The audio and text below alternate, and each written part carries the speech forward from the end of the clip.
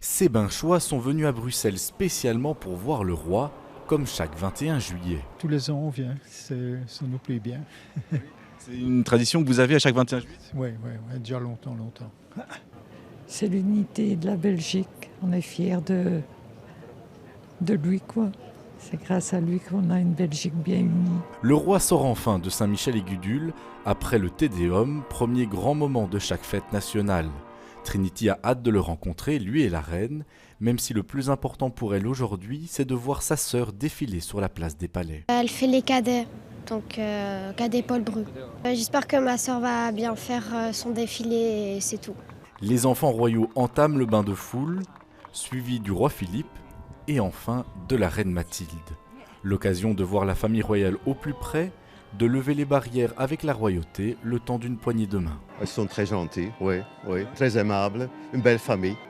C'est une expérience spéciale, oui. Ce sont des gens normaux, oui. On a fait plein de photos, appareils, GSM, tout, voilà. Pour Théo, ce 21 juillet a une saveur particulière. Ancien militaire, il a défilé dans les années 60 avec son corps d'armée. C'est la première fois qu'il participe à la fête nationale depuis la foule. C'est beaucoup plus relax.